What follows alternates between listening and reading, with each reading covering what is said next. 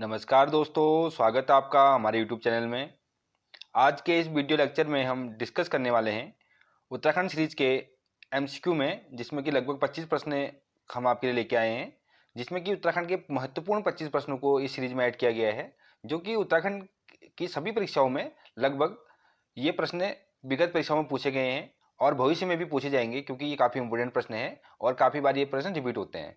ठीक है दोस्तों, चलिए वीडियो को शुरू करते हैं बिना किसी देरी के। आप लोग इस वीडियो को अंत तक पूरा देखना, जिससे कि आप लोग को ये सभी प्रश्नों के बारे में पूर्ण एनालिसिस मिल पाए और इन वीडियो के बारे में जितने फैक्ट हैं उन फैक्टों पे भी हम बात करेंगे। तो आप इस वीडियो के माध्यम से लगभग 25 की जगह लगभग कम से कम 70-75 प्रश्न आप तैयार कर लोगे। ठीक है दोस्तों, चलिए बढ़ते हैं वीडियो में। आज के प्रश्न संख्या फर्स्ट की ओर बढ़ते हैं। प्रश्न संख्या फर्स्ट है, लाखू गुफा उत्तराखंड के किस शहर में स्थित है? ये काफी इंपोर्टेंट प्रश्न है। ये काफी बार परीक्षा में पूछा भी गया है कि लाखू गुफा उत्तराखंड के किस शहर में स्थित है। तो इसका करेक्ट आंसर हो जाएगा ऑप्शन बी, अल्मोड़ा में। अल्मोड़ा में लाखू गुफा है, जो कि पेटसाल बाड़ेछिना नामक जगह पे ये गुफा है। पेटसाल एक जगह है जो कि अल्मोड़ा से आगे जो चिती गोलू मंदिर है उस रोड में आगे एक जगह पड़ती है बाड़ेछिना नामक जगह पे ये लाखू गुफा है। ठीक है दोस्तों, जो इसका मुख्य विषय है इस गुफा का, उसमें क्या है, सांस्कृतिक नृत्य दिखाए गए हैं। ठीक है, कि मतलब जो वहाँ चित्रकला बनी हुई है, क्योंकि उसमें क्या है ना, वहाँ पे मानवों को समूह में वो अकेले डांस करते हुए दिखाया गया है, जो वहाँ उसमें चित्रकला बनी हुई है उस गुफा के अंतर्गत। तो उसका जो मुख्य विषय है उस गुफा का वो क्या है, सांस्कृतिक नृत्य।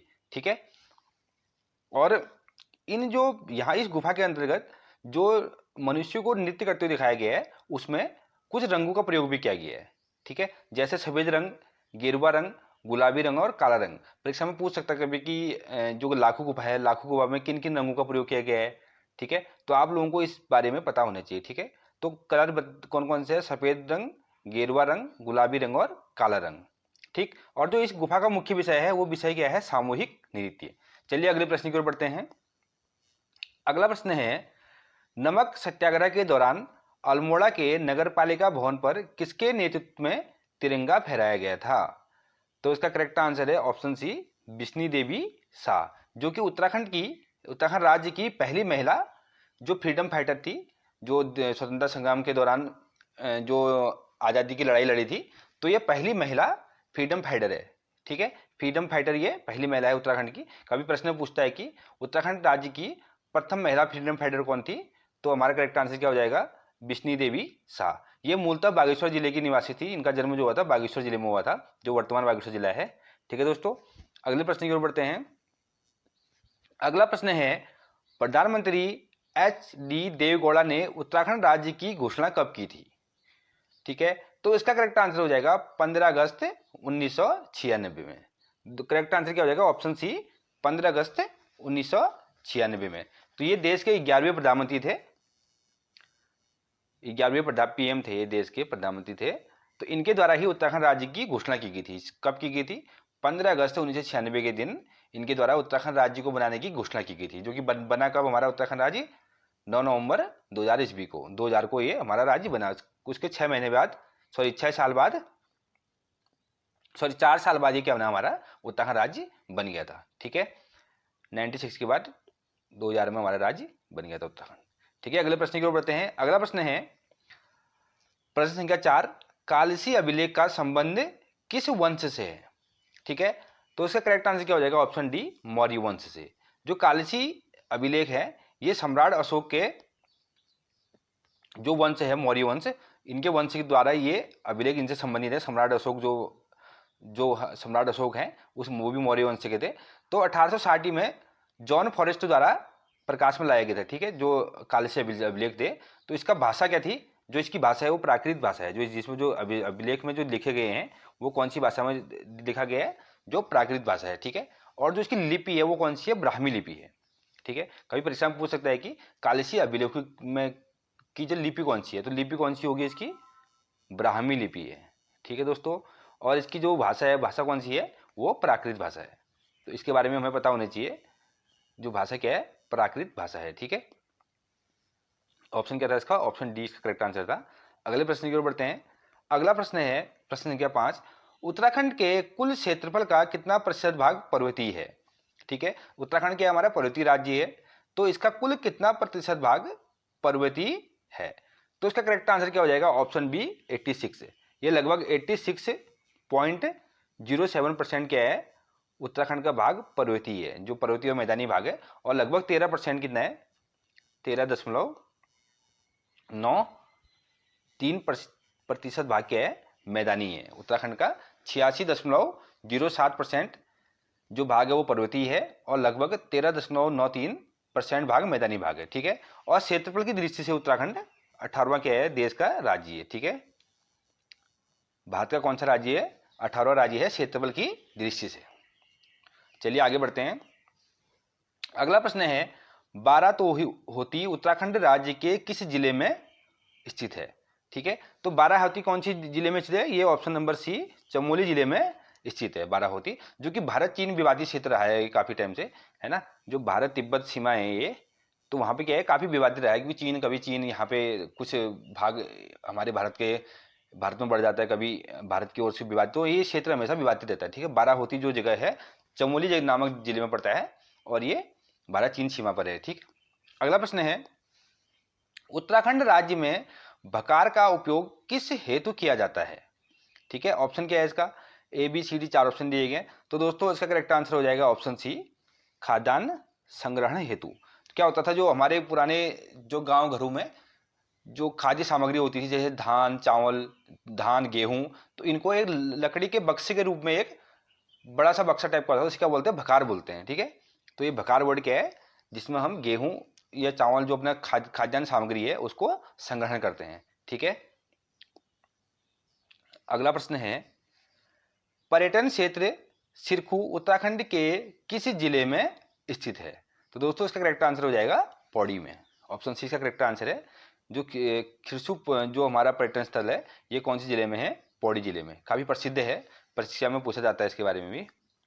अगला प्रश्न है, उत्तराखंड के प्रसिद्ध लोकगीत बेड़ू पाको बारामासा की धुन किसने बनाई थी? ठीक है। तो दोस्तों इसका करेक्ट आंसर है ऑप्शन डी बजरेंद्र लाल शाह ने इस गीत की धुन बनाई थी, जो कि बेड़ू पाको बारोमासा उत्तराखंड जो हमारा है इसकी काफी प्रसिद्ध एक लोकगीत है। तो इसकी धुन किसने बनाई थी? बजेंद्र लाल शाह ने। ठीक है। अगला प्रश्न है, निम्नलिखित में से म्यूजिक इंस्ट्रूमेंट है। ठीक है। तो इनमें से म्यूजिक इंस्ट्रूमेंट कौन सा है? तो दोस्तों ऑप्शन बी हुड़का इसमें क्या है? म्यूजिक इंस्ट्रूमेंट है। हुड़का क्या होता है? जो हमारे पहाड़ी कुमाऊं क्षेत्रों में जो चांचरी होती है, झोला चांचरी होती है, या जो जागर वगैरह लगता है घरों में देवताओं की पूजा वगैरह के लिए, तो उसमें एक छोटा सा ढोलक नुमा एक यंत्र होता है बजाने के लिए, म्यूजिक इंस्ट्रूमेंट होता है, जिसको क्या कहते हैं? हुड़का बोला जाता है। ठीक है। अगला प्रश्न है, काशीपुर में बाला सुंदरी देवी के मंदिर पर निम्नलिखित में से कौन सा मेला लगता है? तो उसका करेक्ट आंसर हो जाएगा ऑप्शन सी चैती मेला। ठीक है। चैती मेला जो कि काशीपुर के बाला सुंदरी देवी मंदिर में ये मेला लगता है। काफी इंपोर्टेंट प्रश्न है, परीक्षा में काफी बार पूछा गया है। ठीक है। इस प्रश्न के बारे में काफी बार पेपर में पूछा गया है। तो अगर पूछता है कि कौन से जिले में स्थित है, तो जिला हो जाएगा आपका उधम सिंह नगर जिले में। ठीक है। अगर जगह का नाम देता है तो काशीपुर नामक जगह में ये मेला लगता है। और जो रामनवमी का मेला होता है ये लगता है रामनगर से, जो रामनवमी का मेला लगता है सीतावनी रामनगर से लगभग 20 किलोमीटर की दूरी पर ये मेला लगता है रामनवमी का। ठीक है। और जो गौचर मेला है वो कहाँ लगता है? चमोली जिले में। ठीक है। अगर गौचर मेले के बारे में पूछता है तो ये चमोली जिला हो जाएगा हमारा। अगर रामनवमी मेला तो सीतावनी रामनगर से लगभग 20 किलोमीटर की दूरी पर। ठीक है। कुंभ मेला ये हरिद्वार में लगता है। ठीक है। जो कि प्रति 12 वर्ष में एक बार ये मेला लगता है। ठीक। अगले प्रश्न की ओर बढ़ते हैं। अगला प्रश्न है, थारू जनजाति के लोग उत्तराखंड में कहां पर निवास करते हैं? ठीक है। तो दोस्तों इसका करेक्ट आंसर होगा ऑप्शन बी उधम सिंह नगर जिले में।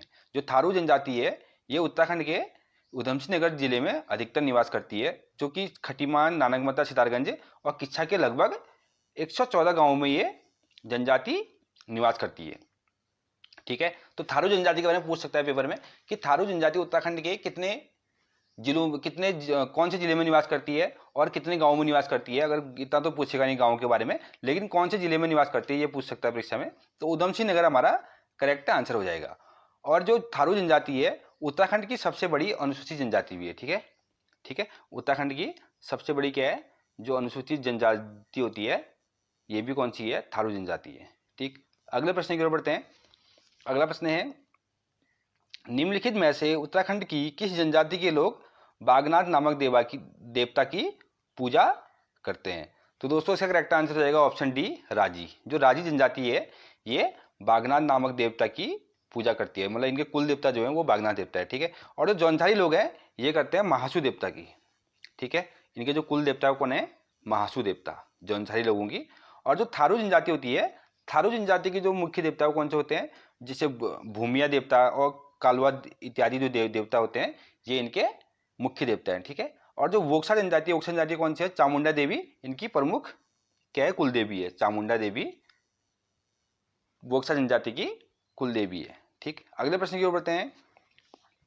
अगला प्रश्न है, उत्तराखंड का पहला सिटी फॉरेस्ट कौन सा है? ये दोस्तों इंपोर्टेंट प्रश्न है, परीक्षा में पूछ सकता है इसके बारे में भी कि उत्तराखंड का पहला सिटी फॉरेस्ट कौन सा है। तो इसका करेक्ट आंसर क्या हो जाएगा? इसका करेक्ट आंसर है आनंदवन, ऑप्शन ए आनंदवन, जो कि झाझरा वन रेंज देहरादून में पड़ता है। जो झाझरा वन रेंज है, ठीक है, देहरादून में, तो ये देहरादून में पड़ता है झाझरा वन रेंज, ठीक है। जो कि इसको त्रिवेंद्र सिंह रावत सरकार ने, जब त्रिवेंद्र सिंह रावत उत्तराखंड के मुख्यमंत्री थे, उनके द्वारा इसका लोकार्पण किया गया था, ठीक है। तो ऑप्शन सही क्या हो जाएगा इसका? आनंद वन। 15वां प्रश्न है, उत्तराखंड के पहले मुख्य न्यायाधीश के रूप में किसे नियुक्त किया गया था?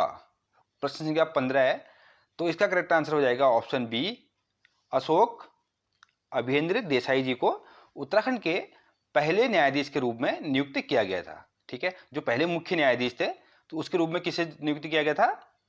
श्री अशोक अभिमन्यु जी को, अशोक अभियेंद्र देसाई जी को 6 दिसंबर 2000 को इनको क्या किया गया था?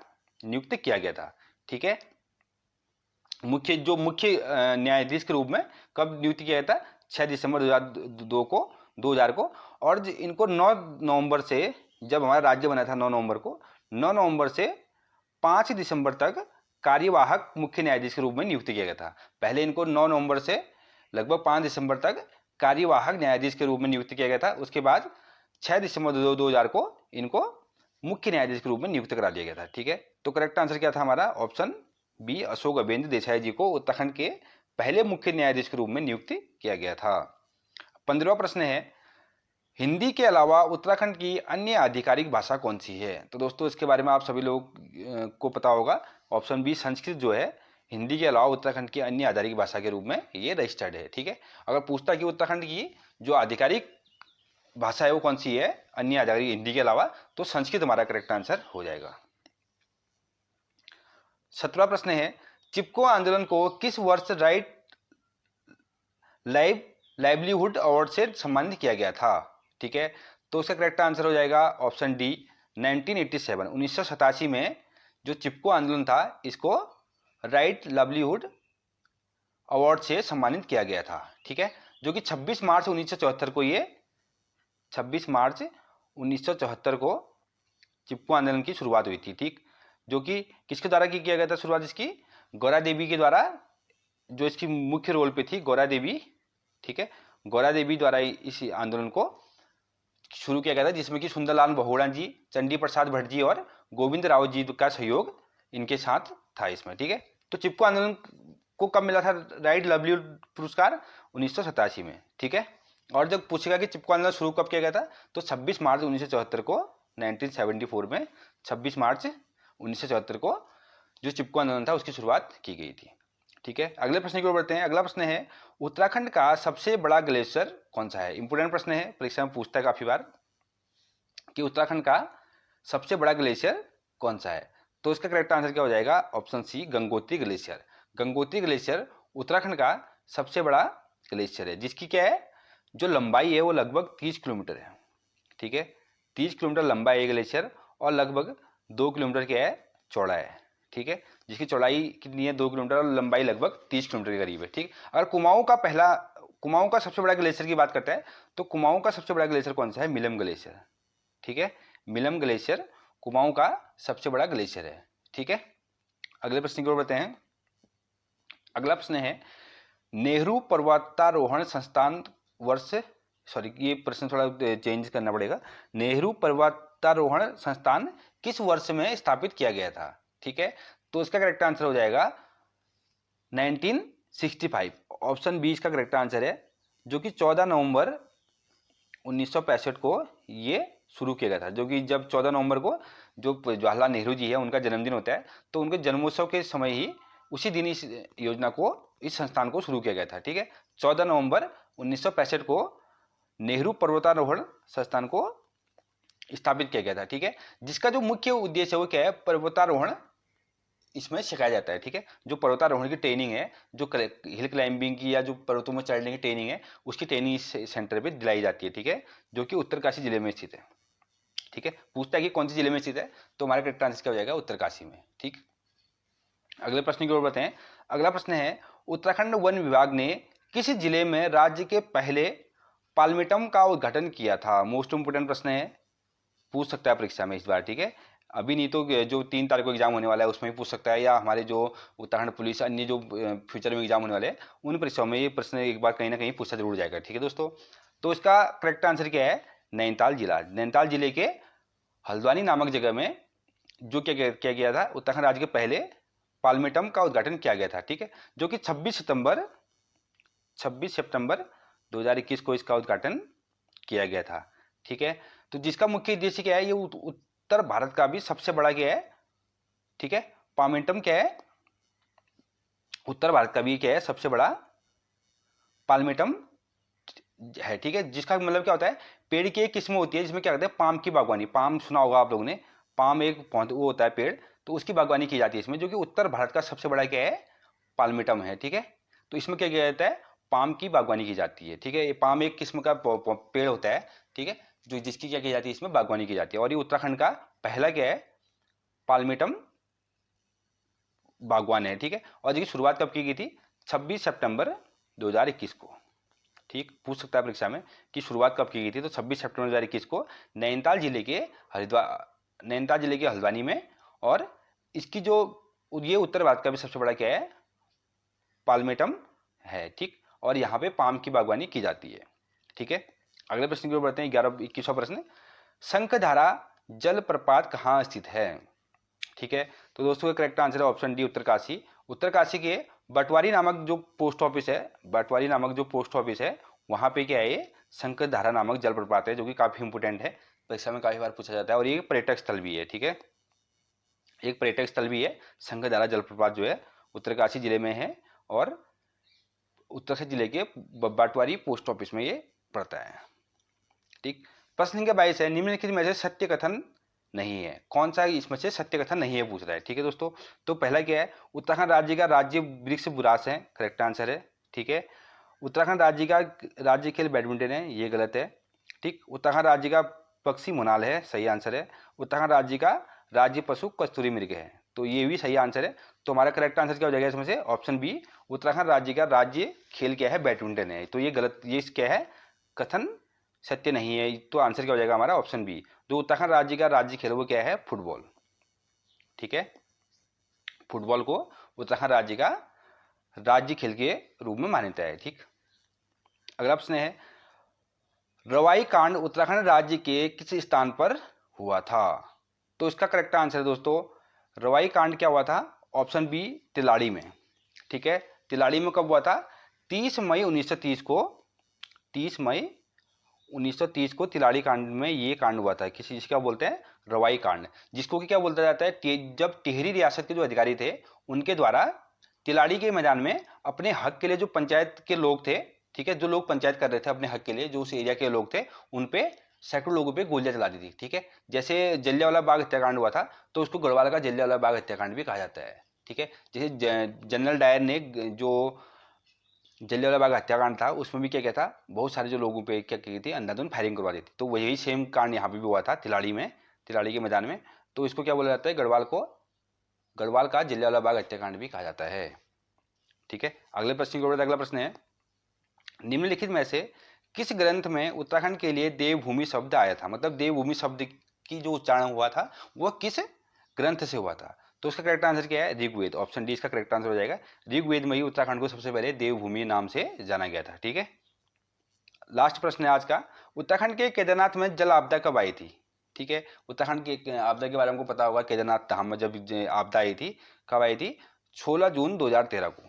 ठीक है, तो जून 2013 में ये आपदा आई थी। जो डेट क्या है, 16-17 जून 2013 में ये आपदा आई थी। ठीक है, जो कि मंदाकिनी घाटी में क्या हुआ था, मंदाकिनी घाटी में जो मंदाकिनी वो थी नदी थी, तो वहां पे क्या हुआ था, उस घाटी में बाढ़ आई थी। जो इस बाढ़ के कारण क्या हुआ था, काफी नुकसान हुआ था उसमें। लगभग 100 लोग, 1000 लोग जो थे उसमें, उस आपदा में क्या हो गए थे, लगभग गायब हुए थे। ठीक है, जिनके कंकाल क्या हुआ था, लगभग 8 साल बाद उनके नर कंकाल मिले थे।